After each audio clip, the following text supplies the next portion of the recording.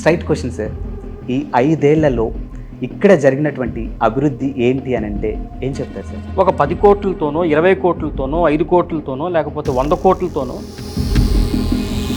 మరి నవరత్నాలు కూడా ప్రజలందరికీ అందుబాటులో లేవు అనే నెగిటివిటీ కూడా చాలా ఎక్కువ వినిపిస్తుంది. దీనిపై మీ కామెంట్.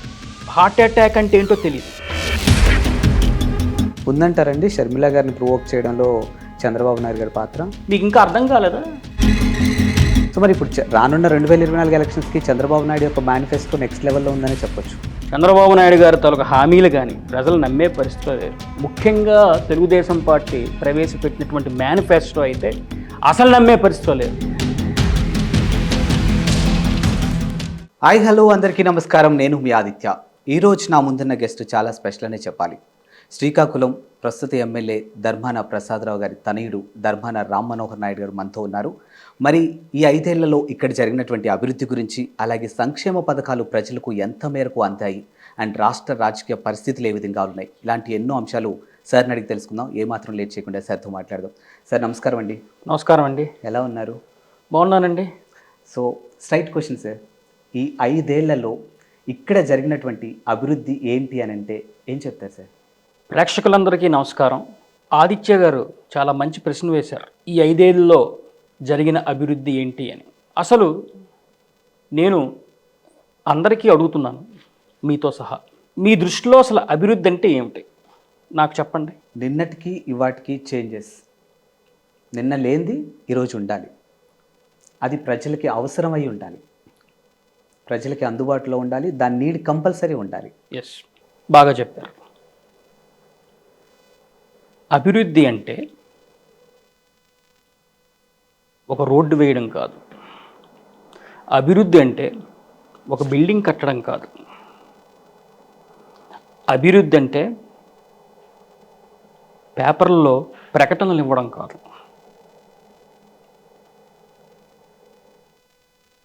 ఉదాహరణకి మనం ఒక రోడ్డు వేసాం.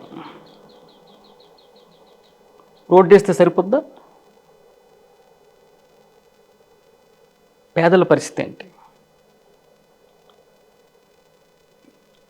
అభివృద్ధి అనేది ఒక కన్ను అయితే, ఈరోజు మా ప్రభుత్వంలో, వైసీపీ ప్రభుత్వంలో సంక్షేమం అనేది ఒక కన్ను. ఈ రోజున గౌరవ ముఖ్యమంత్రి గారు జగన్మోహన్ రెడ్డి గారు శ్రీకాకుళం నియోజకవర్గంలోనే కాదు, రాష్ట్రం అంతా సంక్షేమానికి పెద్దపీట వేశారు. ఒక 10 కోట్లతోనో 20 కోట్లతోనో 5 కోట్లతోనో లేకపోతే 100 కోట్లతోనో రోడ్డు వేసేసి బిల్డింగులు కట్టేసి, అదే రోడ్డు మీద అదే బిల్డింగ్ బయట పేదవాడు ఆకలితో చచ్చిపోతే అది అభివృద్ధి కాదు. మా నాయకుడు జగన్మోహన్ రెడ్డి గారు కోరుకున్నది పేదవాడు ఆకలితో చచ్చిపోకూడదు, పేదవాడికి భరోసాగా ఉండాలి అనే ఉద్దేశంతో ఈరోజు సంక్షేమ కార్యక్రమాలు దేశంలోనే ఎవరూ ప్రవేశపెట్టని విధంగా ఈరోజు ఆంధ్ర రాష్ట్రంలో సంక్షేమ కార్యక్రమాలు ప్రవేశపెట్టడం జరిగింది. మీరు ఏదైతే సంక్షేమ పథకాలు అని చెప్తున్నారో, నవరత్నాలు కూడా తీసుకోవచ్చు దాంట్లో నుంచి. ఎస్. ఇప్పుడు ఏదైతే ఒక నవరత్నాలు అనే ఒక అంశాన్ని ప్రజల్లోకి తీసుకెళ్లారో, ఈ నవరత్నాలకి సంబంధించిన అంశం ఏదైతే పాజిటివిటీ ఎంత అయితే ఉందో, నెగిటివిటీ కూడా అంతే ఉంది దానికి సంబంధించి. ఇప్పుడు మీరు అన్నారు, ఒక బిల్డింగ్ కడితే సరిపోదు, పేదవాడు ఆకలితో ఉంటే అది అభివృద్ధి కాదు కదా అన్నారు. మరి నవరత్నాలు కూడా ప్రజలందరికీ అందుబాటులో లేవు అనే నెగిటివిటీ కూడా చాలా ఎక్కువ వినిపిస్తుంది. దీనిపై మీ కామెంట్. ఇప్పుడు సంక్షేమ కార్యక్రమాల్లో ఈ రోజున వైసీపీ ప్రభుత్వంలో సంక్షేమ కార్యక్రమాలకి అర్హతే ప్రామాణికం అనేది ఉంది. నాకు ఇల్లు ఉంది, 4 చక్రాల వాహనం ఉంది, నేను ఆదాయ పన్ను కడుతున్నాను అంటే ఇన్కమ్ ట్యాక్స్, నా కొడుక్కి ఉద్యోగం ఉంది, అయినా నాకు పథకం కావాలంటే అది తప్పు. ఒక్కసారి మీరు నాతో రండి, నేను తీసుకెళ్తాను. గ్రామాల్లో కానీ కార్పొరేషన్లో కానీ రెక్కాడితే కానీ డొక్కాడని ఎన్నో పేద కుటుంబాలు ఉన్నాయి. ఒక పూట అన్నం దొరికితే చాలు అన్న కుటుంబాలని నా కళ్ళతో నేను చూశాను.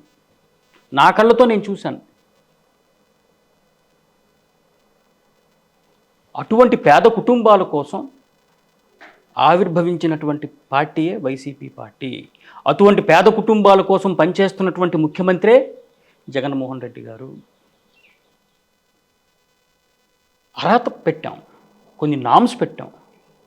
నాకు అన్నీ ఉన్నాయి, నాకు పథకం ఇచ్చేయండి అంటే అది సాధ్యపడదు. నాన్ డీబీటీ, డీబీటీ, ప్రత్యక్షంగా పరోక్షంగా, పార్టీలకు అతీతంగా, జెండాలకు అతీతంగా, కక్ష సాధింపు లేకుండా పొద్దున్న 7 గంటకే వాలంటీర్ ద్వారా సంక్షేమ కార్యక్రమం వెళ్తుంది. ఈ రోజున 1వ తారీఖు, ఇప్పుడే నేను మీ ఇంటర్వ్యూకి వస్తున్న ముందే పేద కుటుంబాలకి పెన్షన్స్ ఇచ్చి వస్తున్నాను. సో ఎలాగో పేద కుటుంబాలు అనే టాపిక్ వచ్చింది కాబట్టి మీ గురించి చాలామందికి తెలియని విషయం, మాకు తెలిసిన విషయం ఒకటి చెప్తాను. సో దాన్ని మీరు ఇప్పుడు ఇంటర్వ్యూ ద్వారా చెప్తారని నేను అనుకుంటున్నాను. జేమ్స్ హాస్పిటల్ ఆధ్వర్యంలో దాదాపు ఒక 36,000 మందికి ఉచితంగా గుండె ఆపరేషన్ చేయించారు అని. సో ఏంటి సార్ అసలు దీనికి సంబంధించిన రీజన్స్ కానీ ఏంటి అసలు? జెమ్స్ హాస్పిటల్ ద్వారా 36,000 మందికి శ్రీకాకుళం నియోజకవర్గంలో ఆపరేషన్స్ చేయించాను, చికిత్స చేయించాను, స్టంట్లు వేయించాను, బ్లడ్ టెస్టులు చేయించాను, థైరాయిడ్ టెస్టులు చేయించాను. అన్నిటికంటే ఆశ్చర్యకరమైన విషయం ఏంటంటే 3 సంవత్సరాలు, 4 సంవత్సరాలు, 2 సంవత్సరాలు, 6 సంవత్సరాలు పిల్లలకు కూడా ఆపరేషన్స్ చేయించాను. నాకు ఈ జెమ్స్ హాస్పిటల్ ద్వారా 36,000 మందికి ఉచితంగా గుండె పరీక్షలు, వైద్య పరీక్షలు చేయించడం అనేది నా జీవితానికి తృప్తినిచ్చినటువంటి విషయం. అది నేను ఒక బాధ్యతగా భావించాను. ప్రజలు మనకు అవకాశం ఇచ్చారు,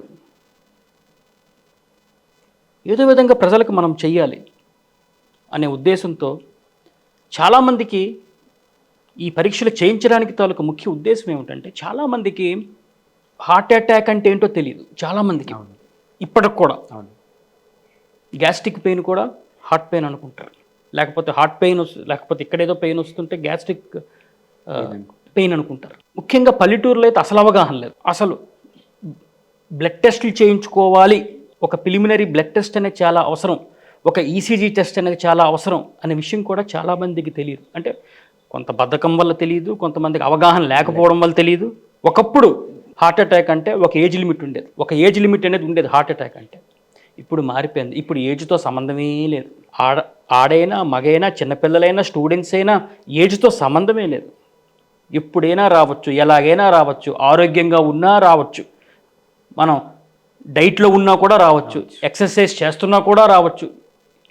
ఈ మధ్యన మీరు చూస్తున్నారు కదా, జిమ్ చేస్తూ కుప్పకూలి చనిపోయిన వాళ్ళు ఎంతోమంది ఉన్నారు. జిమ్ చేస్తూ జెమ్స్ హాస్పిటల్ దగ్గరికి వెళ్ళి అటువంటి కేసులు నేను ఎన్నో చూశాను, పల్లెటూరులో కానీ మన కార్పొరేషన్లో కానీ. జెమ్స్ హాస్పిటల్ దగ్గరికి వెళ్ళి మీరు సపోర్ట్ చేయండి, నేను ప్రజల్లో అవేర్నెస్ తీసుకొస్తాను అని ఒక దీక్షతో, ఒక పట్టుదలతో, ఇది ఒకరోజు కాదు, సుమారు 6 months, 6 నెలలు, వారానికి 3 దగ్గర, గార మండలం, శ్రీకాకుళం రూరల్ మండలం, శ్రీకాకుళం కార్పొరేషన్, ముఖ్యంగా శ్రీకాకుళం నియోజకవర్గంలో ఉన్నటువంటి నాయకులు, కార్యకర్తలు, ధర్మాన ప్రసాదరావు గారి అభిమానుల సహాయ సహకారాలతోనే జెమ్స్ హాస్పిటల్ ద్వారా ఈ 36,000 మందికి పరీక్షలు చేయించగలిగాను. ఇందులో ఎన్నో అసలు విషయాలు తెలుసుకున్నాను నేను కూడా. అసలు మెడికల్ దీంట్లో ఇన్ని ఉన్నాయా అని. ఎంతోమంది ముసలి వాళ్ళకి ఈసీజీలు చేయించడం జరిగింది, బ్లడ్ టెస్టులు చేయించడం జరిగింది, థైరాయిడ్ టెస్టులు చేయించడం జరిగింది.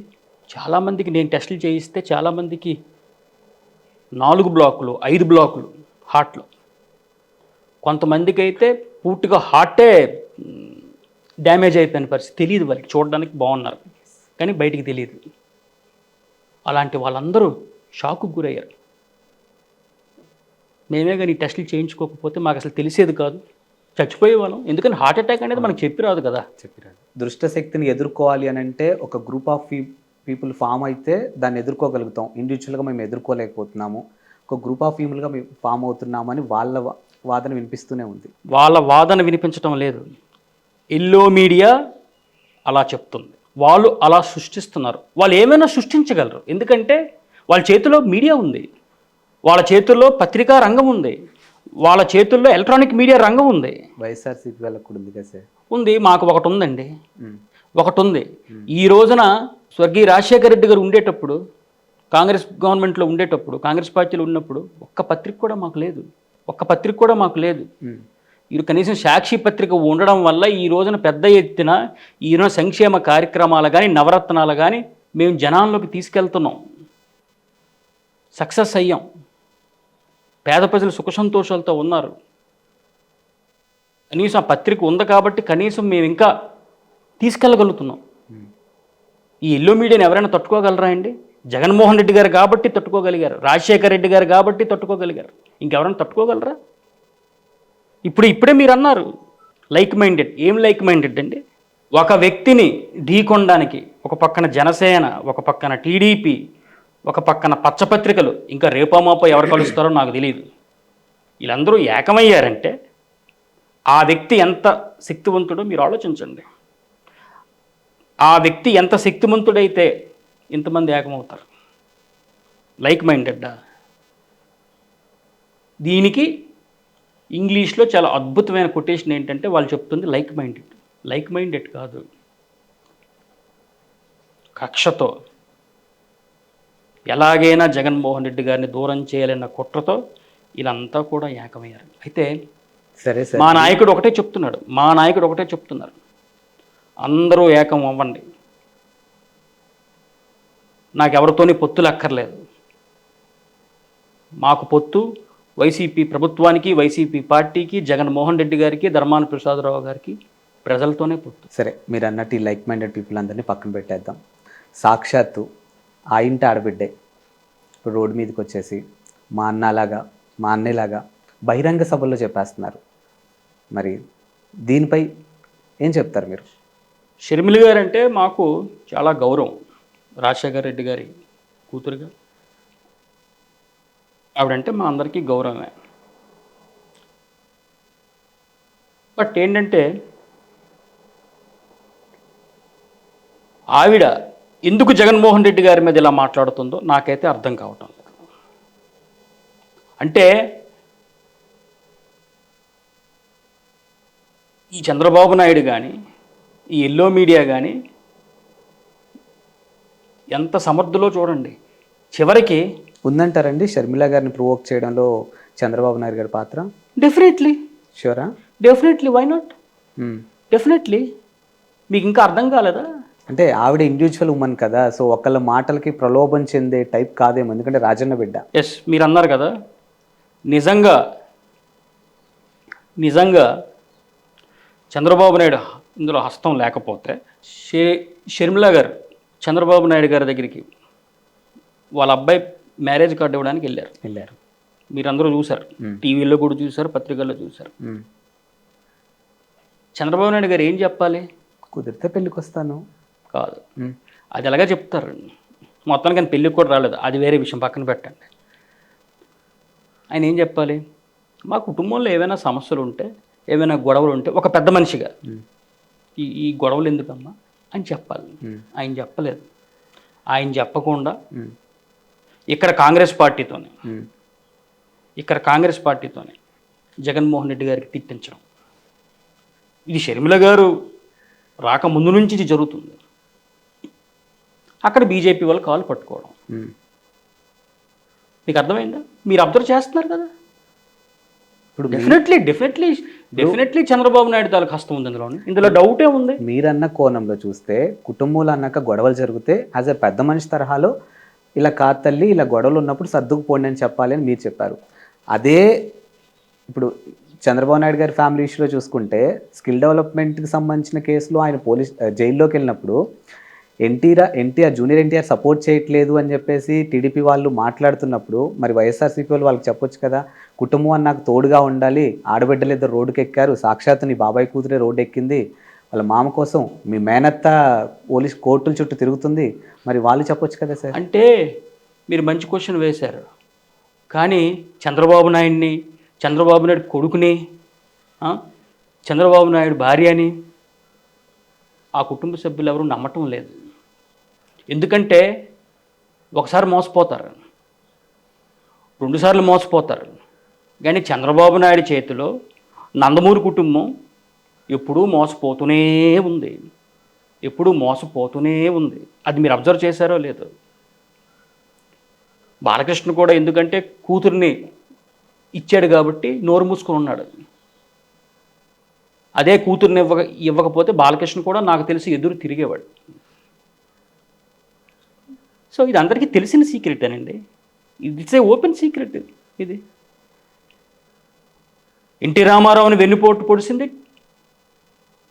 చంద్రబాబు నాయుడు, హరికృష్ణని వెన్నుపోటు పొడిచింది చంద్రబాబు నాయుడు, కుటుంబానికి కేవలం ఎన్నికలప్పుడే వాడుకుంది చంద్రబాబు నాయుడు. అందుకే నమ్మరు, ఎవరు చెప్పినా నమ్మరు. సాక్షాత్తు ఎన్టీ రామారావు గారు మళ్ళీ ప్రత్యక్షమై నమ్మండి మా వాళ్ళు నేను కూడా నమ్మరు. సరే, వైఎస్ఆర్సీపీకి సంబంధించిన అంశం చూసుకుంటే ఇప్పుడు సిద్ధం సభలకి జనాలు అయితే చాలా భారీగా తరలిస్తున్నారు. మరి ఈ ఓట్ బ్యాంక్ అంతా, ఈ ప్రజలంతా కన్క్లూజన్లో పట్టం కడతారంటారా? ఇప్పుడు జగన్మోహన్ రెడ్డి గారు ఒక మాట అన్నారు, మీరు గమనించారో లేదో. నా పరిపాలన నచ్చితేనే, నా పరిపాలన నచ్చితేనే ఓటెయ్యండి, మీ బిడ్డకి ఓటెయ్యండి అని జగన్మోహన్ రెడ్డి గారు ఓపెన్గా ప్రజలకి అడగడం జరుగుతుంది. అసలే అలాగే నాకు తెలిసి ఈ దేశంలో అంత ధైర్యంగా ఎవరు అడగలేదు ఇంతవరకు. ఎందుకంటే ఈ రోజున పరిపాలన మీద ఎంత కాన్ఫిడెన్స్ లేకపోతే జగన్మోహన్ రెడ్డి గారు ఆ మాట అంటారు. సిద్ధం సభలకి లక్షల్లో జనాలు వస్తున్నారు. ఎందుకంటే కాన్ఫిడెన్స్ అండి. ఇచ్చిన మాట ఆయన నిలబెట్టుకున్నాడండి, ఇచ్చిన మాట ఆయన నిలబెట్టుకున్నాడు. అరే గ్రామాల్లో కానీ కార్పొరేషన్లో కానీ మేము కుటుంబాల దగ్గరికి వెళ్తుంటే ఏమంటున్నారు తెలుసా? కడుపును పుట్టిన కొడుకే మాట తప్పుతాడమ్మా. అలాంటిది ఈరోజు జగన్మోహన్ రెడ్డి గారు ఇచ్చిన మాటే కాదు, ఇవ్వని హామీలు కూడా ఈరోజు నిలబెట్టుకున్నారు. కొడుకే మాకు చూడ్డు. అలాంటిది ఈ రోజున ఒక పెద్దన్న పాత్ర జగన్మోహన్ రెడ్డి గారు పోషిస్తున్నారు. రేపో మాపో చచ్చిపోయే మాలాంటి ముసలి వాళ్ళకు అయితే ఒక మనవడ పాత్ర. జగన్మోహన్ రెడ్డి గారు సంక్షేమ పథకాలు ఇచ్చింది లిఖితపూర్వకంగా కనిపిస్తుంది, మీడియా పరంగా కనిపిస్తుంది, 6 ఏళ్ల బాలుడి దగ్గర నుంచి 60 ఏళ్ల పండు ముసలాడి దగ్గర కూడా కనిపిస్తుంది. పాయింట్ ఏంటంటే, జనాల్లో వస్తున్నటువంటి ఒక టాక్ ఏంటంటే, సంక్షేమ పథకాలు ఇచ్చారు కానీ అభివృద్ధి జరగలేదు. ఎస్, మీకు అదే చెప్తున్నాను. ఇందాక మీరు వేసిన ఫస్ట్ క్వశ్చన్ కూడా నేను ఆన్సర్ చెప్పాను. అభివృద్ధి అంటే ఏమిటి? అసలు అభివృద్ధి అంటే ఏంటి? ఇప్పుడు మన శ్రీకాకుళం నియోజకవర్గమే తీసుకోండి. ఎక్కడి వరకు ఎందుకు, మన శ్రీకాకుళం నియోజకవర్గమే తీసుకోండి. 14 సంవత్సరాలు చంద్రబాబు నాయుడు ముఖ్యమంత్రిగా, ఆంధ్రప్రదేశ్ కలిసి ఉన్నప్పుడు, ఆంధ్రప్రదేశ్ విడిపోయిన తర్వాత 14 సంవత్సరాలు ముఖ్యమంత్రిగా చంద్రబాబు నాయుడు ముఖ్యమంత్రిగా చేశాడు. అలాగే ఈ జిల్లాలో కానీ శ్రీకాకుళం నియోజకవర్గంలో కానీ అత్యధిక శాతం పరిపాలించింది తెలుగుదేశం పార్టీ నాయకులే. వాళ్ళు ఏం అభివృద్ధి చేశారో నేను అడుగుతున్నాను. మీరేం అభివృద్ధి చేశారో చెప్పండి. నేను కూడా మీ సభలకు వచ్చి చప్పట్లు కొడతాను, దండలేస్తాను, స్లోగన్స్ ఇస్తాను. చెప్పండి, మీరేం అభివృద్ధి చేశారో చెప్పండి. నేను ఒక శ్రీకాకుళంలో పుట్టిన ఒక యువకుడుగా అడుగుతున్నాను.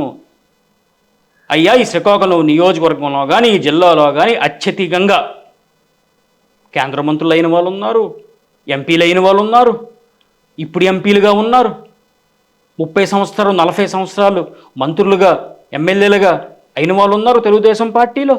మీరేం అభివృద్ధి చేశారు చెప్పండి. శ్రీకాకుళం హెడ్ క్వార్టర్కి మీరు ఏం చేశారు చెప్పండి. జిల్లా మాట దేవుడు ఎరుగు. శ్రీకాకుళం నియోజకవర్గం అభివృద్ధి చెందిందంటే దానికి కారణం, దానికి కర్త, దానికి కర్మ ధర్మాన ప్రసాదరావు గారు. ఇది నేను చెప్తుంది కాదు, జనం చెప్తున్నమాట. మొన్న చంద్రబాబు నాయుడు వచ్చాడు, లోకేష్ వచ్చాడు. లోకేష్ రావడానికి, చంద్రబాబు నాయుడు రావడానికి సుమారు ఐ థింక్ ఒక 10 రోజులు అనుకుంటాను, 10-15 రోజులు అనుకుంటాను. 15 రోజులు. మీటింగ్ ఎక్కడ పెట్టారండి? మీకు ఏమైనా ఐడియా ఉందా? లోకల్లో పెట్టారు. ఎక్కడ పెట్టారు? లోకల్లో. అదే అంత ఐడియా లేదు. 80 ఫీట్ రోడ్లో పెట్టారు. ప్రేక్షకులారా, మీరు ఇది గమనించాలి. తండ్రి కొడుకులు ఇద్దరు, లోకేష్ చంద్రబాబు నాయుడు ఇద్దరు 80 ఫీట్ రోడ్లో మీటింగ్ పెట్టారు.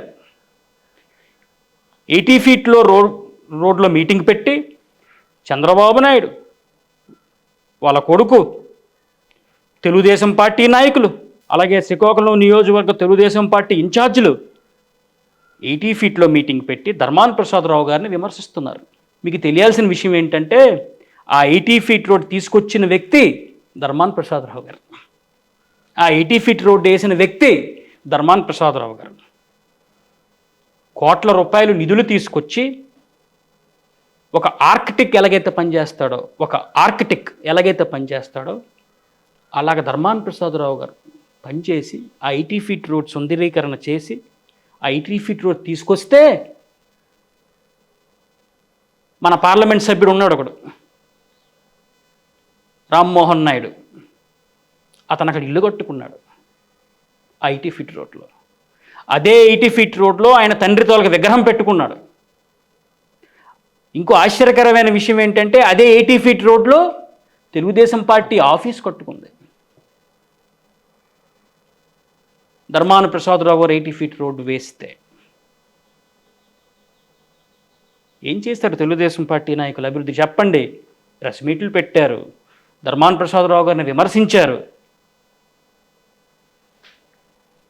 2014 నుంచి 19 దాకా ఇంకోటైతే చేశారు తెలుగుదేశం పార్టీ నాయకులు. కొబ్బరికాయలు కొట్టారు. మీరేం చేశారు చెప్పండి?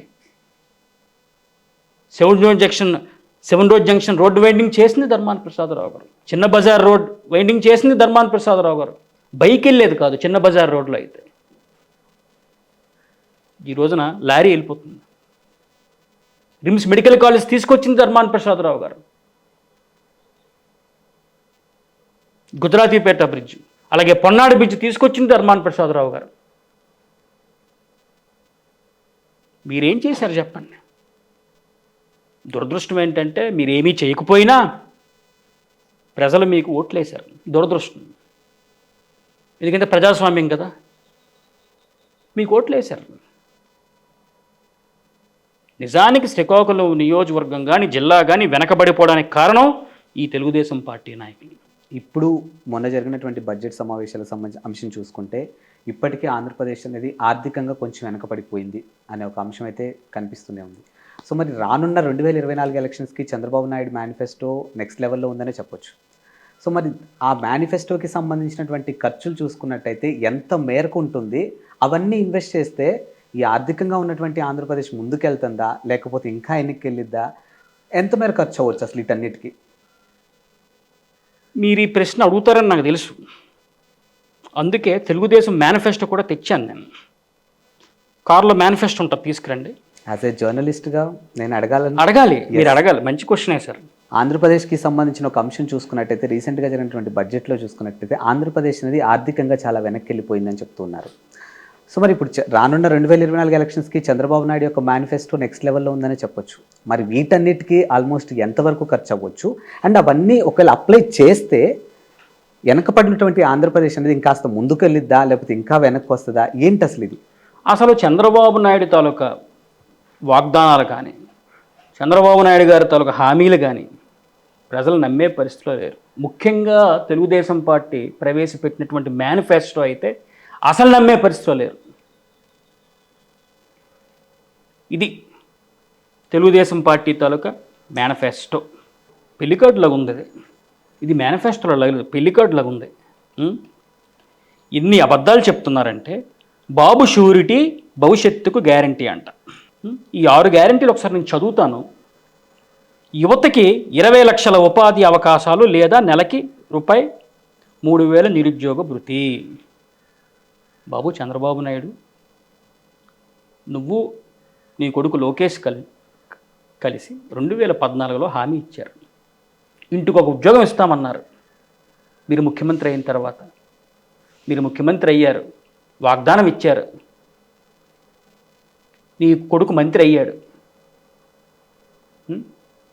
నిరుద్యోగ భృతి ఇచ్చావా? 2014 నుంచి 19 దాకా ఇవ్వలేదు. మళ్ళీ ఇప్పుడు నిరుద్యోగ భృతి ఇస్తానని దొంగ హామీ ఇచ్చావు. ఒకవేళ నిరుద్యోగ భృతి కాకపోతే ఉద్యోగం ఇస్తామన్నావు. ఎవరికైనా ఉద్యోగం ఇచ్చారా? ఇవ్వలేదు. ఇప్పుడు మళ్ళీ అబ్బా కొడుకులు ఇద్దరూ కలిసి యువతకి 20 లక్షల ఉపాధి అవకాశాలు లేదా నెలకి 3,000 నిరుద్యోగ భృతి అని జనానికి మోసం చేస్తున్నారు. ఎలాగైనా అడ్డదారుల అధికారంలోకి రావాలని ప్రజలు నమ్ముతారు అనుకుంటున్నారా మిమ్మల్ని? రెండో హామీ, స్కూలుకు వెళ్ళే ప్రతి విద్యార్థికి ఏడాదికి రూపాయి 15,000. ఇప్పుడు జగన్మోహన్ రెడ్డి గారు చేస్తుంది ఏమిటి చెప్పండి? అమ్మ ఒడి కింద 15,000 ఇవ్వడమే కాకుండా అర్హత ఉన్న వారికి నాడు నేడు స్కూల్స్ ఒకసారి మీరు చూడండి. ఈ అమ్మఒడి ఇంట్లో ప్రతి ఒక్కరికి వస్తుందా? అర్హత ఉన్నవారికి మీన్స్ దానికి కొన్ని నామ్స్ ఉన్నాయండి. అదే ఇందాక మీకు నేను చెప్పాను కదా, నాకు అన్నీ ఉన్నాయి. మా ఆయన నెలకి ₹1,00,000 శాలరీ డ్రా చేస్తున్నాడు. మా ఇంట్లో 4 చక్రాల వాహనం ఉంది, కారు ఉంది, నేను ఇన్కమ్ ట్యాక్స్ కడుతున్నాను, మా ఇల్లు పెద్దది, మాకు 5 ఎకరాల పొలం ఉంది, అయినా మాకు అమ్మ ఒడి ఇవ్వండి అంటే అది న్యాయమా చెప్పండి? అది ధర్మమా? మరి పేదవాడు ఏమైపోతాడు చెప్పండి? ఈ రోజున అమ్మ ఒడి ప్రవేశపెట్టి నాడు నేడు స్కూల్స్ పెట్టి, ఇంతకుముందు గవర్నమెంట్ స్కూల్కి వెళ్ళేవారు కాదు ఎవరును. మీరు అబ్జర్వ్ చేయండి కావాలంటే. గవర్నమెంట్ స్కూల్ అంటే ఒక చులకన అభిప్రాయం ఉండేది. ఈ రోజున కార్పొరేట్ స్కూల్స్తో సమానంగా గవర్నమెంట్ స్కూల్స్ ఈ రోజున ఉన్నాయి. కార్పొరేట్ స్కూల్లో ఏ సదుపాయాలు అయితే ఉన్నాయో అన్ని సదుపాయాలు కూడా ఈ రోజున గవర్నమెంట్ స్కూల్స్లో ఉన్నాయి. దానికి కారణం నాడు నేడు స్కూల్స్ కింద జగన్మోహన్ రెడ్డి గారు తీసుకున్న నిర్ణయం. మన ఇంట్లో పెట్టరు, డబ్బులున్నా కూడా ఇంట్లో పెట్టరు. రోజు పొద్దున్న పిల్లలకి నాడు నేడు స్కూల్స్లో రాగిజావ, కోడిగుడ్డు, పౌష్టిక ఆహారం, స్కూల్ బ్యాగులు, స్కూల్ బెల్టులు, స్కూల్ షూస్, స్కూల్ పుస్తకాలు. ఈ రోజున దేశంలోనే విద్యా వ్యవస్థకి అత్యధిక నిధులు తీసుకొచ్చి ఈ రోజున జగన్మోహన్ రెడ్డి గారు ఒక పెద్దన్న పాత్ర పోషిస్తున్నాడు. అదే ఇందాక మీకు నేను చెప్పాను. ఇన్ని మేము చేస్తుంటే ఈయన మళ్ళీ దొంగ హామీ. ఈ చంద్రబాబు నాయుడు, లోకేష్ స్కూల్కి వెళ్ళే ప్రతి విద్యార్థికి ఏడాదికి రూపాయి 15,000. మరి 2014 నుంచి 19 దాకా ఏం చేశారు? అబ్బా కొడుకులు ఇద్దరు ఏం చేశారు? ఈ తెలుగుదేశం పార్టీ నాయకులు ఏం చేశారు? అప్పుడు మీకు విద్యార్థులు గుర్తు రాలేదా? అప్పుడు మీకు స్కూళ్ళు గుర్తు రాలేదా? ఇకన మూడో దొంగ హామీ, ప్రతి రైతుకు ఏడాదికి రూపాయి 20,000. నమ్ముతారా ఇది? గ్రామాల్లోకి వెళ్తుంటే రైతులు గోల పెడుతున్నారు. చంద్రబాబు నాయుడు మేము నమ్మము, చంద్రబాబు నాయుడు తాలూకు హామీలు మేము నమ్మము అని. ఈ రోజున రైతు భరోసా కేంద్రాలు జగన్మోహన్ రెడ్డి గారు పెట్టి ఎక్కడ మీడియేటర్ లేకుండా, ఎక్కడ బ్రోకర్లు లేకుండా విత్తనాలు కూడా ప్రభుత్వమే కొని రైతు భరోసా కేంద్రాల ద్వారా, ఎందుకంటే నేను ప్రతిరోజు వెళ్తున్నాను అక్కడికి. ఏదో ఒక కార్యక్రమం మీద నేను గ్రామాల్లో వెళ్తున్నప్పుడు రైతు భరోసా కేంద్రాలు సందర్శించడం జరుగుతుంది.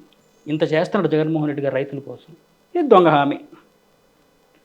ఇంకా 4వ హామీ, ప్రతి ఇంటికి ఉచితంగా ఏడాదికి 3 గ్యాస్ సిలిండర్లు. నమ్ముతారండి? ఇప్పుడు మీరు నమ్ముతారా చెప్పండి? 5వది, ప్రతి స్త్రీకి నెలకి రూపాయి 1,500. రుణమాఫీ చేస్తాము, మీ జీవితాలు మారుస్తామని అబద్ధపు హామీ ఇచ్చి, మహిళా రుణమాఫీ చేస్తామని అబద్ధాలు చెప్పి 4.5 సంవత్సరాలు కాలం గడిపి, రేపు ఎన్నికలంటే 2014 నుంచి 19 దాకా కాలం గలిపి మాటలు చెప్పి, అబద్ధాలు చెప్పి, వాయిదాలు వేసి, మోసం చేసి, ఎల్లో మీడియా ద్వారా, వాళ్ళ సొంత పత్రికల ద్వారా రేపు ఎన్నికలంటే ఈ రోజున పశు కుంకులు డబ్బులేసి స్త్రీలకి, మహిళలకి మోసం చేసిన వ్యక్తి చంద్రబాబు నాయుడు ఈనాడు మళ్ళీ దొంగ హామీ ఇచ్చాడు. ప్రతి స్త్రీకి నెలకి రూపాయి 1,500. నమ్ముతారా అండి? 6వ హామీ, మహిళలకు ఉచిత బస్సు ప్రయాణం. ప్రజలు నమ్మటం లేదు. మహిళలు ఏమంటున్నారు తెలుసా? ఈ బస్సు ప్రయాణం కోసం నేను మొన్న అడిగాను, ఇదే కిల్లిపాలెంలో నేను అడిగాను, కిల్లిపాలెం గ్రామంలో అడిగాను, అమ్మా చంద్రబాబు నాయుడు మహిళలకి ఉచిత బస్సు ప్రయాణం చేస్తామంటున్నాడు, అధికారంలోకి వస్తే మీరు నమ్ముతారా అంటే, ఒక మహిళ అయితే బాబు పొరపాటున మళ్ళీ చంద్రబాబు నాయుడు వస్తే ఉచిత బస్సు ప్రయాణం అంటున్నాడు కదా బాబు, మళ్ళీ జన్మభూమి కమిటీ వస్తుంది. ఆర్టీసీ బస్సుకి ఎంత ఇవ్వాలో మాకు తెలియదు కానీ మళ్ళీ మేము బస్సు ఎక్కాలంటే జన్మభూమి కమిటీకి మళ్ళీ మేము లంచం ఇచ్చుకొని ఎక్కాలి బాబు బస్సు అంటున్నారు. వాస్తవం, నమ్మటం లేదు. అందరు ఏమంటున్నారు తెలుసా, మీకు వాస్తవాలు చెప్పాలి. అందుకే నేను వీళ్ళతో మేనిఫెస్టో కూడా తెచ్చాను. బాబు షూరిటీ భవిష్యత్తుకు గ్యారంటీ అంట. ఇప్పుడే పథకాలన్నీ చదివాను, వాళ్ళు ఇచ్చిన అబద్ధపు హామీలన్నీ కూడా చదివాను.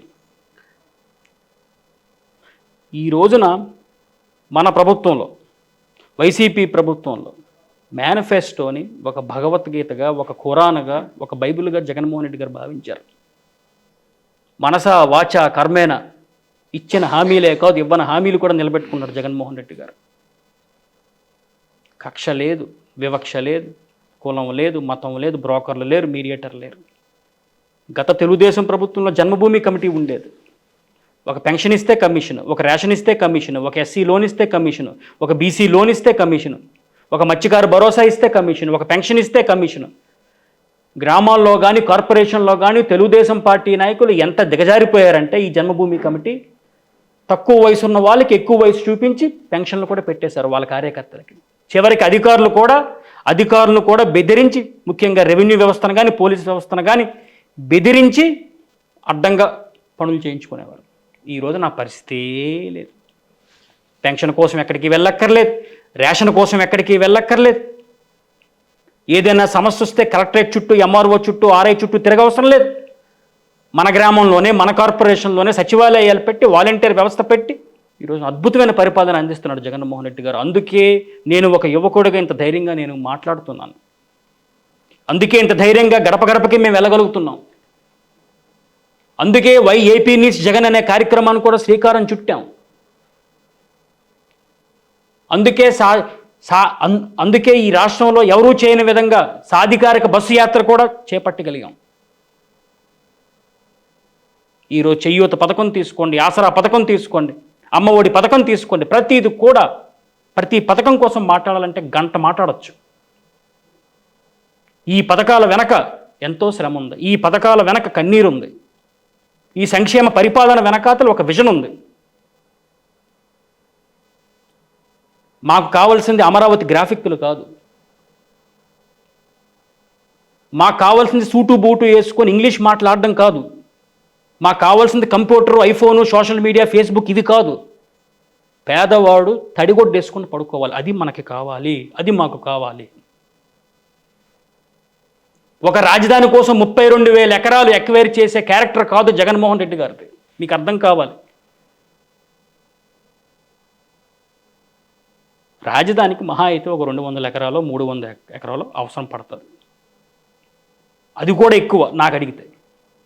ఒక సెక్రటేరియట్ కట్టాలన్నా, ఒక అసెంబ్లీ కట్టాలన్నా,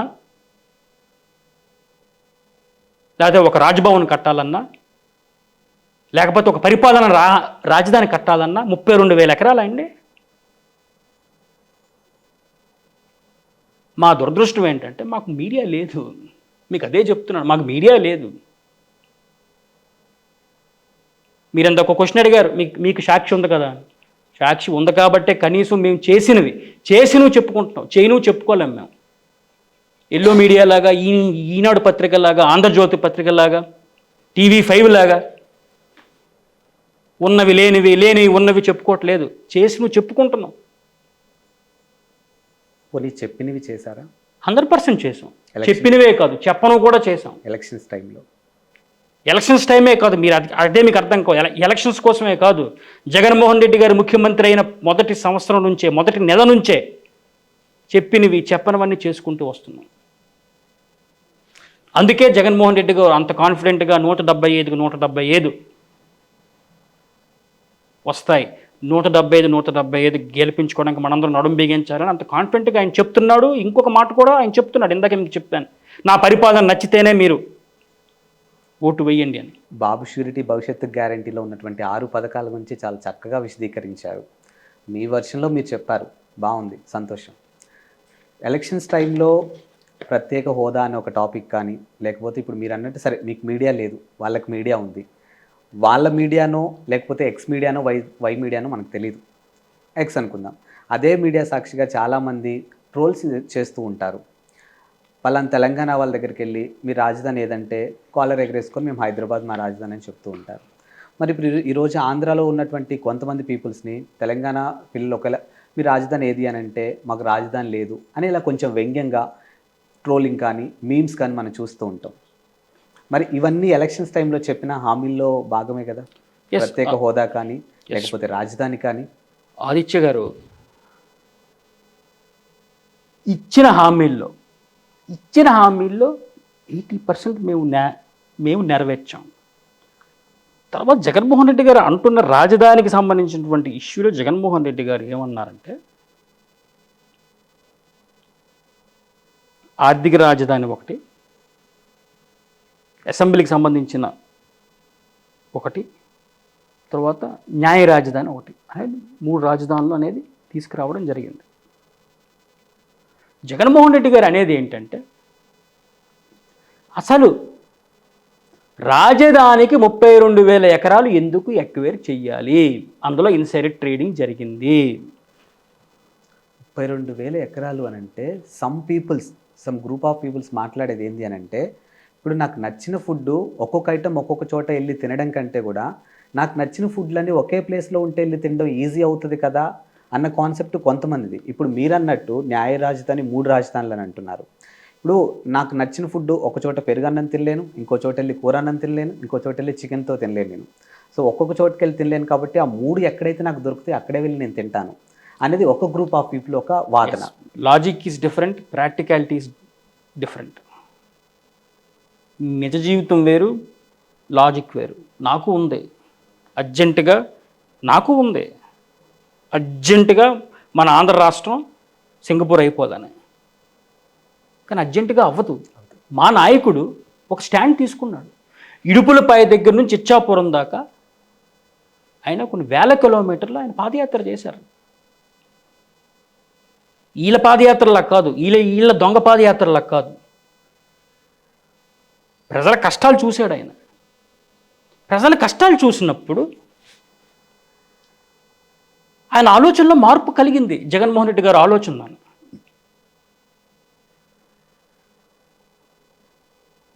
మీరు ఇంతకుముందు బెల్ బాటమ్ ప్యాంట్ వేసేవాళ్ళం మనం. ఎస్. ఇప్పుడు స్ట్రైట్ కట్ ఎందుకు వేస్తున్నారు pant? Day to day technology. Yes, it's called style. అంతే కదా. అలాగే ఒక ప్యాంటు విషయంలోనే స్టైల్ మారితే ఈ విషయంలో ఎందుకు మారకూడదు? పాయింట్ స్టేట్ ఒకటి కాదు కదా సార్. కాదు కదా. ఎస్. అలాగే మా నాయకుడు కూడా ఇప్పుడు మనకి కావాల్సింది బిల్డింగులు కాదు, మనకు కావాల్సింది పేదవాడు సంతోషంగా ముందు ఉండాలి. మీరు కరోనా తీసుకోండి. ఈ రోజున మేము స్టాండ్ తీసుకున్నాం కాబట్టి, సంక్షేమానికి పెద్ద పీట వేశాం కాబట్టి కరోనాలో కూడా మనందరం కూడా ఇంట్లో ఉన్నాం. చంద్రబాబు నాయుడు అయితే హైదరాబాద్లో ఉన్నాడు తలుపులు వేసుకొని, అబ్బా కొడుకులు ఇద్దరు తలుపులు వేసుకొని హైదరాబాద్లో ఉన్నాడు. పవన్ కళ్యాణ్ హైదరాబాద్లో ఉన్నాడు. మనందరం కూడా ఇంట్లో ఉన్నాం. ఈరోజు సంక్షేమ కార్యక్రమానికి పెద్దపీట వేయడం వల్ల కరోనాలోని మనందరం కూడా ఇంట్లో ఉన్నా తుమ్మితే భయం, దగ్గితే భయం, మాస్క్ పెట్టుకుంటే భయం, పక్కోడు దగ్గితే భయం. అటువంటి పరిస్థితుల్లో కూడా మానవ మనుగడే ప్రశ్నార్థకంగా అయిపోయిన రోజుల్లో కరోనా టైంలో ముఖ్యంగా ఆ 2 సంవత్సరాల్లో ఎవరూ కూడా ఆకలితో చనిపోలేదు. మీరు కావాలంటే మీరు ఎంక్వైరీ చేయండి. ఏ గ్రామంలో కానీ, ఏ కార్పొరేషన్లో కానీ, మన ఆంధ్రప్రదేశ్లో కానీ చిత్తూరు నుంచి అనంతపురం దాకా, లేకపోతే అనంతపురం నుంచి ఇచ్చాపురం దాకా ఏ పేదవాడు కూడా ఆకలితో చనిపోలేదు. ఎందుకంటే సంక్షేమ కార్యక్రమాలు ఎక్కడ ఆగలేదు. మనందరం ఇంట్లో ఉంటే ఒక్కడ మాత్రం బయటకు వచ్చి అన్ని కార్యక్రమాలు ఇచ్చాడు. ఆ ఒక్కడే ఎవరు? వాలంటీర్.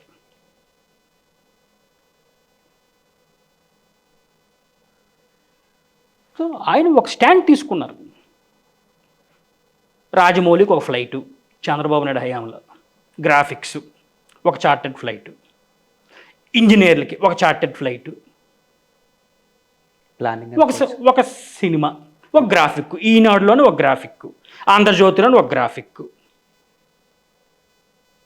జపాన్ వెళ్తే నేను జపాన్లాగా చేస్తాను అమరావతి, సింగపూర్ వెళ్తే నేను సింగపూర్లా చేస్తాను అమరావతి, ఇస్తాన్బుల్ వెళ్తే నేను ఇస్తాన్బుల్లాగా చేస్తాను అమరావతి. అంతా అబద్ధాలు. అలా ఆ షో నడిపారు. వాళ్ళకి పచ్చ మీడియా ఉంది కాబట్టి అబద్ధాన్ని అంతగా నడిపారు. ఇంకెవరు అలా నడపలేరు. జనాలు అంత పిచ్చోళ్ళేం కాదే, మీడియాలో చూసి ప్రలోభం చెందే అంత పిచ్చోళ్ళేం కాదే. పిచ్చోలు కాదు కాబట్టి గో పగల కొట్టారు. 2019లో పిచ్చోలు కాదు కాబట్టి గో పగల కొట్టారు. కానీ వాళ్ళు చేస్తుంది మోసం అని మాకు తెలుసు. ఎందుకంటే మీకు ఒక మాట చెప్తాను చూడండి. ఈ పేపర్లు చూసి, ఈ మీడియాలు చూసి కొంతమంది మా శ్రీకాకుళం నియోజకవర్గంలో కూడా కొంతమంది అమరావతి డెవలప్ అయిపోతుంది, ఈ గ్రాఫిక్ బొమ్మలు చూసి, ఇవన్నీ చూసి అంటే వాళ్ళకి నేను చెప్తున్నా వాళ్ళకి అర్థం కావట్లేదు. కానీ న్యూట్రల్స్ కొంతమంది నేనే స్వయంగా ఒక మినీ వ్యాన్ వేసి నేను వాళ్ళని అమరావతి తీసుకెళ్ళాను. అంటే నాలాంటి వాడు కూడా అంటే అంటే చూడండి మీడియా ప్రభావం ఎలా ఉందో, ఎల్లో మీడియా తాలూకు ప్రభావం. నాకు కూడా అనిపించింది, నేను కూడా తప్పు అనుకుంటున్నానా, పోను మనం కూడా ఒకసారి వెళ్దాం, తప్పే ఉంది ఏమో, నేనని అనుకుంటుంది కూడా తప్పేమో అని నేను కూడా ఒక వ్యాన్ వేసుకొని ముందు నా కారు పెట్టుకొని వ్యాన్లో కొంతమందికి ఒక 40 మందికి ఎక్కించుకొని అమరావతి వెళ్ళాను. వాస్తవం ఇది ఎవరికి తెలియదు, అంటే మా వాళ్ళకి తెలుసు. మధ్యలో టిఫిన్లు చేసాం, అంతా అయిపోయింది. విజయవాడ చేరుకున్నాం. బండి వెళ్తుంది. మంగళగిరి దాటిపోయింది, ఉండవిల్లి దాటిపోయింది, గుంటూరు దాటిపోయింది, వెళ్తున్నాం. అమరావతి వచ్చేసాం, అమరావతి కూడా దాటిపోయింది, వెళ్తున్నాం. ఎక్కడ ఏది కనిపించట్లేదు.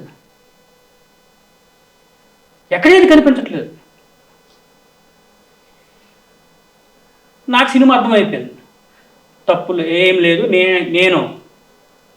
నేను ఊహించిందే నిజమైంది, వీళ్ళు అబద్ధాలు చెప్తున్నారు, వీళ్ళు గ్రాఫిక్లు చూపించారు, ఇక వాళ్ళకు కూడా అర్థం కావాలి, ఇంకా నిర్ణయం వాళ్ళకే అని అలా వాళ్ళని నేను అబ్జర్వ్ చేస్తాను. బస్సులో వాళ్ళు కూడా చూస్తున్నారు, ఇదేంటిది ఇక్కడ ఈ ఏరియాలో గ్రాఫిక్ చూపించారు కదా, బిల్డింగ్ ఏది లేదు, ఇల్లు ఇక్కడ ఇంకో బిల్డింగ్ అన్నారు లేదు, అంత ఖాళీ స్థలం, ఎక్కడ చూసినా ఖాళీ స్థలమే. ఒకళ్ళైతే పాపం తెలియక ఆ బస్సు ఆపేసి, ఆ మినీ వ్యాన్ ఆపేసి పొలంలోకి వెళ్ళిపోతే పొలంలో ఎంత డీపెంది కాదు. అప్పుడు అర్థమైంది ఇది వాస్తవం. ఇదంతా ఎల్లో మీడియా తాలూకు సృష్టి, ఇదంతా చంద్రబాబు నాయుడు తాలూకు డ్రామాలు.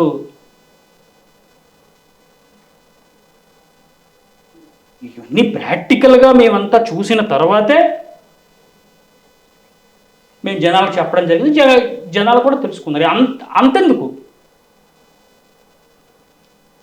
మరి అమరావతిలో ఉన్న ప్రజలు కూడా ఆమోదించలేదు. ఆ సీట్ కూడా వాడగొట్టారు కదా. చంద్రబాబుని ఎందుకు వాడగొట్టారు? అక్కడున్న లోకల్ సీట్ కూడా ఎందుకు వాడగొట్టారు? ఏమి జరగలేదు కాబట్టి ఇన్సైడ్ ట్రేడింగ్ జరిగిందండి. అమరావతి పేరు చెప్పుకొని తెలుగుదేశం పార్టీ నాయకులు బాగుపడ్డారు, చంద్రబాబు నాయుడు బాగుపడ్డాడు, చంద్రబాబు నాయుడు బినామీలు బాగుపడ్డారు తప్ప ఈ రాష్ట్రానికి ఏమీ ఉపయోగపడలేదు. రాజధాని అనేది వాళ్ళ అవసరాల కోసం, వాళ్ళు డబ్బులు చేసుకోవడానికి కోసం సృష్టించినటువంటి ఒక అంశము మాత్రమే. అందులో వాళ్ళకి రాష్ట్రం తాలూకా ప్రయోజనాలు వాళ్ళకి ఏమీ లేవు. సొంత ఇల్లు ఇంతవరకు చంద్రబాబు నాయుడికి లేదు. విజయవాడ, హైదరాబాద్ నుంచి మేనేజ్ చేస్తారు. అతని రాష్ట్రం కోసం మాట్లాడడం అంటే ఆశ్చర్యంగా ఉంది. ఒక అంశం అంటే ఇది అవుట్ ఆఫ్ సిలబస్, ఇది నా పర్సనల్ క్వశ్చన్, నేను అడగాలి అనుకుంటున్నాను, యాజ్ యాంకర్గా నేను తెలుసుకోవాలి అనుకుంటున్నాను. వాలంటరీ వ్యవస్థ, సచివాలయం వ్యవస్థే మాకు బ్యాక్ బోన్. డెఫినెట్గా రానున్న 2024లో మళ్ళీ అధికారంలోకి మేమే రాబోతున్నాం, ఈ ఒక్క చాలు అని మీరు చెప్తూ ఉంటారు. మీకు అపోజిషన్లో ఉన్నటువంటి టీడీపీ కానీ, జనసేన కానీ, బీజేపీ కానీ, కాంగ్రెస్ కానీ వాళ్ళు చెప్పే అంశం ఏంటంటే 2024 ఎలక్షన్లో ఇదే వాలంటరీ వ్యవస్థ, ఇదే సచివాలయం వ్యవస్థ వాళ్ళని అధికారం దించబోతుంది అని మాట్లాడుతూ ఉంటారు. ఏంటి సార్ అసలు ఈ రెండింటి మధ్యన ఎందుకంత తిరుగుతూ ఉంటుంది టాపిక్ అంతా? తెలుగుదేశం పార్టీ మాటలు, జనసేన మాటలు పెద్దగా పట్టించుకోవాల్సిన అవసరం లేదండి. ఎందుకంటే వాళ్ళు ప్రజాద్రోహులు. వాళ్ళ అధికారమే లక్ష్యంగా ఇష్టం వచ్చిన మాట్లాడేస్తున్నారు. ఇక మన తెలుగుదేశం పార్టీ, జనసేన పార్టీ తలకు అక్రమ సంబంధం కోసం నేను చెప్పక్కర్లేదు, ప్రజలందరికీ తెలుసు. 100% ఈరోజు వాలంటీర్ వ్యవస్థ బ్యాక్ బోన్, 100% ఈరోజు సచివాలయ వ్యవస్థ బ్యాక్ బోన్. వైసీపీ పార్టీకి బ్యాక్ బోనా కాదో పక్కన పెట్టండి, ప్రజలకు బ్యాక్ బోన్, ప్రజలకు బ్యాక్ బోన్. ఈ వాలంటీర్ వ్యవస్థలకు విలువ, ఈ సచివాలయ వ్యవస్థలకు విలువ డబ్బున్న వాళ్ళకి తెలియదు, పెద్ద పెద్ద మేడల్లో ఉంటున్న వాళ్ళకి తెలియదు, పెద్ద పెద్ద ఏసీ కారుల్లో తిరుగుతున్న వాళ్ళ కోసం తెలియదు. ఒకసారి మీరు సచివాలయ వ్యవస్థ వల్ల ఎంత ఇంప్రూవ్మెంట్ అయిందో మీరు ఒకసారి చూడండి. ఇంతకుముందు ఒక పెన్షన్ కావాలన్నా, ఒక రేషన్ కావాలన్నా, ఏదైనా ఒక గ్రామానికి సంబంధించి కానీ, వార్డుకు సంబంధించి కానీ ఏదైనా కావాలంటే ఆఫీసుల చుట్టూ, కలెక్టరేట్ చుట్టూ, రెవెన్యూ డిపార్ట్మెంట్ చుట్టూ, మెడికల్ డిపార్ట్మెంట్ చుట్టూ, పోలీస్ డిపార్ట్మెంట్ చుట్టూ చెప్పులేరిపోయినట్టు తిరిగేవాళ్ళు ప్రజలు, లంచాలు ఇచ్చుకొని. ఈ రోజున అటువంటి పరిస్థితే లేకుండా అదే గ్రామంలోని, అదే వార్డులోని సచివాలయ వ్యవస్థ తీసుకొచ్చి ఒక కొత్త విప్లవాత్మకమైనటువంటి పరిపాలనకి శ్రీకారం చుట్టారు జగన్మోహన్ రెడ్డి గారు. వాళ్ళకేం తెలుసు, వాళ్ళకి అసలు మనసు ఉందా? చంద్రబాబు నాయుడు పొద్దున్నో మాట్లాడతాడు, మధ్యాహ్నమో మాట్లాడతారు, రాత్రిగా మాట్లాడతాడు. అండ్ కమింగ్ టు శ్రీకాకుళం నియోజకవర్గం, పెద్దపాడులో ఒక కాలనీకి త్రాగునీటి సమస్య ఏదైతే ఉందో దాన్ని మీరు పర్సనల్గా తీసుకొని అది క్లియర్ చేశారు. సో అక్కడికి వెళ్ళి అక్కడ ప్రజలతో మాట్లాడితే they are feel very so happy. ఎప్పటి నుంచో ఉన్నటువంటి ఒక సమస్య ఇట్స్ డన్, క్లియర్ అయిపోయింది. ఇట్స్ ఆల్ అబౌట్ మీరు. ఏంటి సార్ దీని గురించి? అది నా బాధ్యతగా నేను చేశాను. పెద్దపాడే కాదు, ఏ గ్రామంలో అయినా, కార్పొరేషన్లో ఏ లిమిట్లో ఏ సమస్య ఉన్నా, ఏ వార్డులో ఏ సమస్య ఉన్నా, ఏ గ్రామంలో ఏ సమస్య ఉన్నా, నియోజకవర్గంలో కానీ జిల్లాలో కానీ నాకు చేతనైనంతవంటి సాయం చేయడమే నా తాలూకా. అయితే ఏంటంటే నేను పని అయిన దాకా విడిచిపెట్టను. అంటే పని అయిన దాకా నిరంతరం అధికారులతో మాట్లాడడం, ఫాలోఅప్ చేయించడం. ఎందుకంటే ఇప్పుడు పని చేయడం అంటే ఇప్పుడు ఫాలోఅప్ అనేది వెరీ ఇంపార్టెంట్. ఏదో ఒకసారి చెప్పేస్తే అలాగ అవ్వటం లేదు, నిరంతరం ఫాలోఅప్ చేయాలి. నేను ఆ ఫాలోఅప్ చేస్తాను. ఎందుకంటే ప్రజలు మనకు నమ్మి ఓటు వేశారు, ప్రజలకు మనకు నమ్మి మనకు అవకాశం ఇచ్చారు. మనం చేయకపోతే ఎలాగా అనేది నా తాలూకా పర్సనల్ ఒపీనియన్. అందుకే నేను ఎప్పుడు అందుబాటులో ఉంటాను. నేను మిగతా పిల్లల్లాగా, మిగతా వారసుల్లాగా అమెరికాల్లోనో హైదరాబాదులోనో నేను ఉండను. And I'm not sunset or sunrise. I'm not a part time politician. నేనేం ఇప్పుడు కూడా నేను పొలిటీషియన్ కాదు. I'm not a part time man. ఎప్పుడు ఎక్స్పెక్ట్ చేయొచ్చు డైరెక్ట్ అటాక్? అంటే నేను రాజకీయాల్లో ఉన్నమాట వాస్తవం, బట్ ప్రత్యక్ష రాజకీయాలు నేను ఇంతవరకు వెళ్ళలేదు. అదే ఎప్పుడు ఎక్స్పెక్ట్ చేయొచ్చు మేము? అది మీరు మా కార్యకర్తలకు అడగాలి. కార్యకర్తలని మా కార్యకర్తలకి, నాన్నగారి అభిమానులకి, నాన్నగారి శ్రేయోభిలాషులకి, జిల్లాలో ఉన్న నాన్నగారి అభిమానులు కానివ్వండి, శ్రీకాకుళం నియోజకవర్గంలో ఉన్నటువంటి నాన్నగారి అభిమానులకు కానివ్వండి, ఇప్పుడు లేకపోతే నర్సనపేటలో ఉన్నటువంటి నాన్నగారి అభిమానులకు కానివ్వండి, మీరు అడగాలి. ఆ ప్రశ్న మీరు వాళ్ళకే అడగాలి. నేను యాక్చువల్గా మీ ఇంటర్వ్యూ అని చెప్పినప్పుడు బిఫోర్ డేనే నేను హైదరాబాద్ నుంచి ఇక్కడికి వచ్చాను. ఇప్పుడు ఏం తెలియకుండా బ్లైండ్గా వచ్చి నేను ఇక్కడ కూర్చోలేను. కొంచెం బ్యాక్గ్రౌండ్ అక్కడ జరిగితే మిగతా బ్యాక్గ్రౌండ్ కార్యకర్తలను అడిగింది వేరు, ప్రజలను అడిగింది వేరు. నేరుగా ప్రజల దగ్గరకు వచ్చి ఇప్పుడు వంశధారకు సంబంధించిన ప్రాజెక్ట్ ఏదో ప్రతి ఇంటికి కుళాయి కానీ, పలాస హాస్పిటల్ కానీ, ఇలా ప్రతి అంశం దగ్గరికి వెళ్ళి నేను క్షుణ్ణంగా మాట్లాడి ప్రజల దగ్గర నుంచి తెలుసుకున్నప్పుడు నాకు అనిపించింది ఏంటంటే, ఓకే ఇప్పటివరకు పరోక్షంగా ఉన్నారు, ఇంకా టైము ఆసన్నమైందేమో ప్రత్యక్షంగా రావడానికి అని ప్రజల దగ్గర నుంచి నాకు అనిపించింది. సో వాళ్ళ తరపున ఇప్పుడు నేను అడుగుతున్నాను. అందుకనే వాళ్ళు అంటే ఎక్స్పెక్ట్ చేస్తున్నారు మీరు వస్తారు. మీరు అడగడంలో తప్పు లేదు ఆదిత్య గారు. కాకపోతే ఏంటంటే నేనేమి ప్రజల మీద కానీ, ముఖ్యంగా మా క్యాడర్ మీద కానీ నేను రుద్దాలనుకోవట్లేదు. నన్ను వాళ్ళు ఆహ్వానిస్తే అప్పుడు డెఫినెట్గా నేను ఆలోచిస్తాను. నిర్ణయం వాళ్ళకే. ఉమ్, నేను కూడా ఈ రోజు కూడా మా నాన్నగారికి నాకు ఈ పదవి కావాలి ఉమ్, ఎప్పుడు నేను అడగలేదు. ఇంకో ఆశ్చర్యకరమైన విషయం ఏంటంటే మీ అందరికీ తెలియాల్సింది, మేము ఇంట్లో కూడా ఎప్పుడు రాజకీయాలు మాట్లాడం. ఇంట్లో అవునా? ఏదైనా సమస్య ఉంటే చెప్తాను నాన్నగారికి, ఇగోండి ఈ సమస్య ఉంది, ఈ ప్రాబ్లం ఉంది, అంటే నియోజకవర్గంలో డెవలప్మెంట్కి సంబంధించి కానీ సంక్షేమానికి సంబంధించి కానీ ఏదైనా ఇబ్బందులు ఉంటే చెప్తాను. ఈ ఇబ్బంది ఉంది, మీరు సార్ట్ అవుట్ చేయాలి. లేకపోతే నాన్నగారికి కొంతమంది కొన్ని విషయాలు ఆ, చెప్పలేకపోతారు, నాకు చెప్తారు. ఆ విషయాలు నాన్నగారికి చెప్తాను అంతే తప్ప పాలిటిక్స్ మేము ఏ రోజు కూడా ఇంట్లో మాట్లాడడం. బెడ్రూమ్లో మాట్లాడడం, డైనింగ్ టేబుల్లో మాట్లాడడం, లివింగ్ రూమ్లో మాట్లాడడం. సో నాన్నగారు కూడా ఎప్పుడు అడగలేదు, ఎందుకంటే నిత్యం ప్రజల్లోనే ఉంటున్నారు మీరు కూడా. అడుగుతారు, బట్ వస్తావా అని, అంటే ఏంటి అంటే ప్రత్యక్ష రాజకీయాల్లోకి రాజకీయాలు. వస్తావా అని. అంటే నేను వస్తావా, ఉంటావా, నువ్వు చెయ్యాలి, నువ్వు చేస్తావని నాకు క్యాడర్ అడిగితేనే నేను ఆలోచిస్తాను. ఓకే. నాకు నేనుగా వాళ్ళకి అడగను, లేకపోతే వాళ్ళు నాకు అడగాలని నేను ఎవరితో మీడియేటింగ్ కూడా చేయను. సూపర్. వాళ్ళు ఆహ్వానిస్తే డెఫినెట్గా ఆలోచిస్తాను.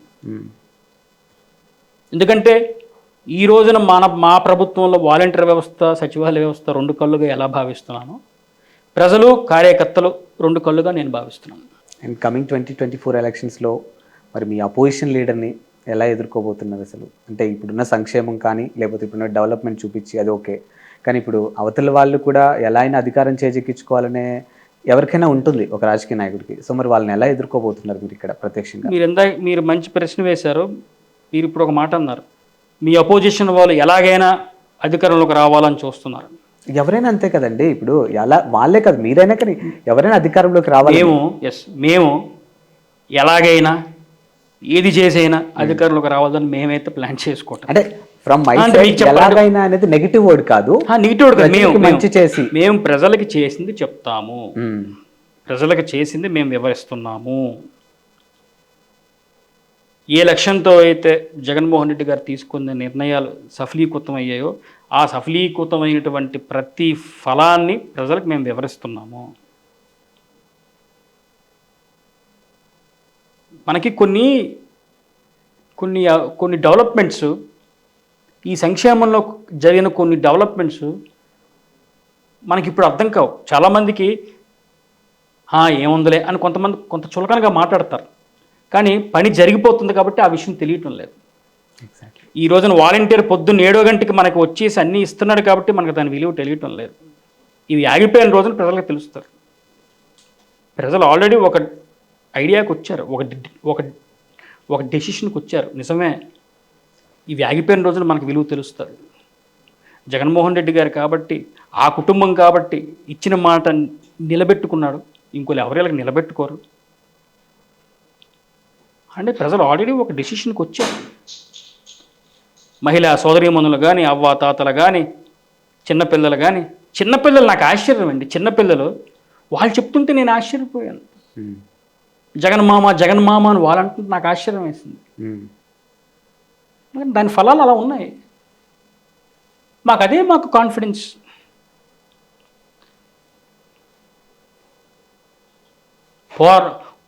మాకు పోరాటం కొత్త కాదు, మాకు అధికారం కొత్త కాదు, లేకపోతే ప్రతిపక్షం కొత్త కాదు, ఎమ్మెల్యే పదవులు కొత్త కాదు, మంత్రి పదవులు కొత్త కాదు. బట్ మేము కాన్ఫిడెంట్గా ఉన్నామంటే ఈరోజు పాలన అలాగే జరిగింది. అభివృద్ధితో పాటు ఒట్టినే అభివృద్ధి లేదని మాట్లాడుతున్నారు. అరసవిల్లి సూర్యనారాయణ స్వామి టెంపుల్ దగ్గర రమ్మనండి, నేను కూడా అక్కడికే వస్తాను. ఎవరు అభివృద్ధి చేశారో ఈ జిల్లాని, సిగోవ నియోజకవర్గానికి ఒక డిబేట్ పెట్టమనండి. గుడిలోనే ఒక డిబేట్ పెట్టమండి.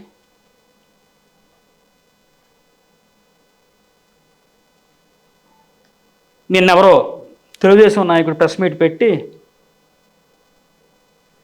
ఈ రోడ్డు వెయ్యలేదు, ధర్మాన ప్రసాదరావు గారు అభివృద్ధికి వ్యతిరేకమని మాట్లాడుతున్నారు. ధర్మాన ప్రసాదరావు గారు అభివృద్ధికి వ్యతిరేకం ఏమిటి? అభివృద్ధికి care of address Dharmana Prasadarao గారు.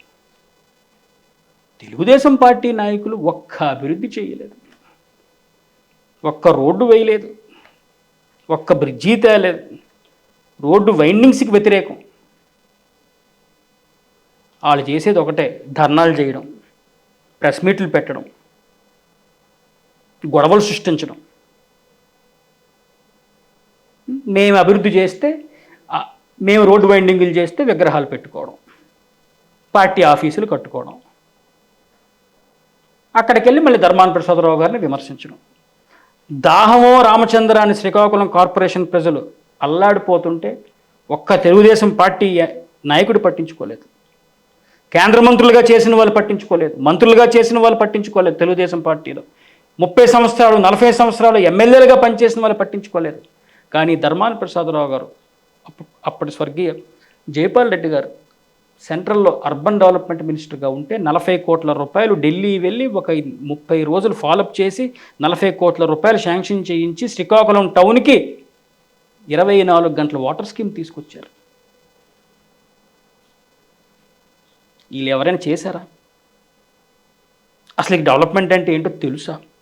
సార్, నేను అనేవాడిని కానీ ఒక మనిషి అనేవాళ్ళు కానీ ప్రతి ఒక్కరికి నచ్చాలని రూల్ లేదు, అలాని నచ్చకపోవాలని రూల్ లేదు. సో నేను మీ ఇంటర్వ్యూ అని చెప్పినప్పుడు మీ గురించి బ్యాక్గ్రౌండ్ వెరిఫికేషన్ నేను చేసుకున్నప్పుడు సార్ గురించి కొంతమంది నెగిటివ్గా మాట్లాడతారు, కొంతమంది పాజిటివ్గా మాట్లాడుతూ ఉంటారు. సో పాజిటివ్ ఏం మాట్లాడారనేది చాలా వరకు నేను ఇంటర్వ్యూలో అడగగలిగాను. At the same time negative కూడా అడగాలని నాకు అనిపిస్తుంది. సో స్ట్రైట్ క్వశ్చన్, మీరు రాజకీయం కంటే కూడా బిజినెస్కి ఎక్కువ ప్రాధాన్యత ఇచ్చారు అనే ఒక టాక్ నాకు వినిపించింది. ఏమంటారు దీన్ని అసలు? ఏమండి ఆదిత్య గారు, నేను వ్యాపారానికి ప్రయారిటీ ఇచ్చానా రాజకీయానికి ప్రయారిటీ ఇచ్చానా అనేది పక్కన పెడితే, ఈరోజు రాజకీయంలో ఉండాలనుకునేవాళ్ళు, ప్రజల మధ్య ఉండాలనుకునేవారు వ్యాపారం చేయాలి. అది న్యాయంగా వ్యాపారం చేయాలనేది మా నాన్నగారి తాలూకా ఉద్దేశం. మేము అదే పాటిస్తున్నాం. నేనేదో వ్యాపారం హైదరాబాదులోనో లేకపోతే విదేశాల్లో నాకు వ్యాపారాలు లేవు.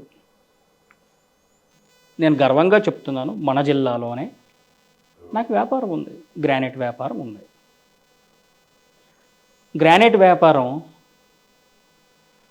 ధర్మాన రామ్మనోహర్ నాయుడు, ధర్మాన ప్రసాదరావు గారు వచ్చిన తర్వాత గ్రానైట్ పుట్టలేదు. మా నాన్నగారు పుట్టకముందు నుంచి, నేను పుట్టకముందు నుంచి, మీరు పుట్టకముందు నుంచి గత 60-70 సంవత్సరాలుగా శ్రీకాకుళం జిల్లాలో గ్రానైట్ వ్యాపారం ఉంది. మేము న్యాయంగా లీజులు తెచ్చుకొని డెడ్ ఎంట్లు కట్టుకొని శ్రీకాకుళం నడిబొడ్డులోనే 80 ఫీట్ రోడ్లోనే రెంటెడ్ ఆఫీస్ తీసుకొని, you underline my word, rented office. మా సంస్థ పేరు virgin rock private limited. Rented office 80 feet road. మేము రెంటెడ్ ఆఫీస్ తీసుకొని న్యాయంగా మేము వ్యాపారం చేసుకుంటున్నాం. అది తప్ప? నేను ఓన్లీ సన్. ఒక పక్కన నియోజకవర్గంలో సమస్యలు కానీ, ఈ నియోజకవర్గంలో ఉన్నటువంటి ఇష్యూస్ మీద ఫాలోఅప్ చేయడం కానీ, అలాగే వ్యాపారంలో ఉన్న సమస్యల మీద కానీ, ఇవన్నీ కూడా రెండు బ్యాలెన్స్ చేసుకుంటూ ముందుకు వెళ్తున్నాను. బ్యాలెన్స్ చేసుకోవాలి కదా. మేమేం లంచాలు తీసుకోలేదు, మేమేమి కబ్జాలు చేయలేదు, మేమేమి ట్రాన్స్ఫర్స్లో ఇన్వాల్వ్ అవ్వము, మేమేమి దందాలు చేయం. ఈ రోజు వరకు నేను వ్యక్తిగతంగా అయితే ఈ రోజు వరకు గవర్నమెంట్ కారు ఈ రోజు వరకు నేను ఎక్కలేదు. నాకు అనవసరం. సో 100% రాజకీయాల్లో ఉండాల్సిన వాళ్ళు కరప్షన్ చేయకూడదు. రాజకీయాల్లో ఉండాలంటే వ్యాపారం చేసుకోవాలి. ఒకవేళ వ్యాపారంలో నష్టం వస్తే అప్పో చేసుకొని మళ్ళీ వ్యాపారం పెట్టుకొని బ్యాంక్ లోన్స్ తీసుకొని వ్యాపారం సక్సెస్ రేట్లోకి తీసుకెళ్ళి రాజకీయం చేయాలి. మేము అదే చేస్తున్నాం. మేబీ మారుతున్న టెక్నాలజీ అవ్వచ్చు అండ్ ఉడుకు రక్తం అవ్వచ్చు, దాన్ని ఎలా అయినా కన్సిడర్ చేయొచ్చు. ప్రత్యక్షంగా రాజకీయాల్లోకి లేకపోయినా కూడా పరోక్షంగా వెనకాల నుండి, నాన్నగారి వెనకాల నుండి రాజకీయాలు నడిపించుకుంటున్న ఒక క్రమంలో ఇక్కడ ఉన్నటువంటి సీనియర్స్ని కాస్త సైడ్ చేశారు అనే వాదన కూడా ఉంది మీ మీద. ఏమంటారు? ఇది ఈ వాదన అయితే నేను ఏకీభవించను. నిప్పు లేని పొగరాదంటారు కదా. నిప్పు లేనిది పొగ రాదు, కరెక్టే. కానీ నిప్పు పెట్టొచ్చు కదా, నిప్పు పెట్టొచ్చు కదా. ఒకడు నిప్పు పెట్టి ఆ నిప్పు నేను పెట్టానని చెప్పొచ్చు కదా. సో రాజకీయాల్లో ఉన్నప్పుడు ప్రత్యక్షంగా ఉన్నా పరోక్షంగా ఉన్నా ఇటువంటి విమర్శలు వస్తాయి. కానీ అందులో ఏమాత్రం కూడా వాస్తవం లేదు. నేను మీకు మళ్ళీ చెప్తున్నాను, ధర్మాన ప్రసాదరావు గారు అనేది ఒక ఇండస్ట్రీ. నా లెక్క ప్రకారం ఎంతోమంది ఈ ఇండస్ట్రీలో చాలామంది అంటారు ధర్మాన ప్రసాదరావు గారు ఒక ఇండస్ట్రీ అంటారు, కొంతమంది అయితే ధర్మాన ప్రసాదరావు గారు ఒక స్కూల్ అంటారు. మీరు ఎలాగైనా తీసుకోండి, ఈ ఇండస్ట్రీలో కానీ ఈ స్కూల్లో కానీ ధర్మాన ప్రసాదరావు గారు ఎంతోమంది లీడర్స్ని తయారు చేశారు.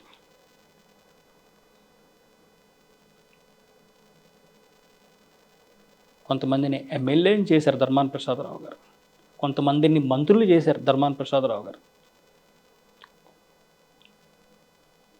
ఎంతోమంది నాయకులు చేశారు ధర్మాన ప్రసాదరావు. సో 100% ఎవరినో పక్కన పెట్టడం కానీ అలాంటిది, వీఆర్ ఆల్ వన్. మేము అంత క్లీన్గా ఉన్నాం కాబట్టి, అంత నిబద్ధతతో ఉన్నాం కాబట్టి ఈరోజు మా నియోజకవర్గంలో మా సొంత పార్టీలో ఏ ఇష్యూస్ లేవు. ఎక్కడైనా ఉంటే చిన్న చిన్న అభిప్రాయ భేదాలు ఉంటే అది ప్రతి దగ్గర ఉంటాయి. భార్యాభర్తల మధ్యన లేవా, అన్నదమ్ముల మధ్యన లేవా, పార్ట్నర్స్ మధ్యన లేవా, పోనీ మీ మీడియా రంగంలో లేవా? మీరు ఒక క్వశ్చన్ వేస్తే బాగుంటుంది అంటారు, ఇంకో క్వశ్చన్ వేస్తే బాగుంటుంది అంటారు. అభిప్రాయ భేదాలు. అలాగే ఎక్కడైనా అభిప్రాయ భేదాలు ఉంటాయేమో కానీ ఎవరినో పక్కన పెట్టేయడం, ఎవరినో తోసేయడం.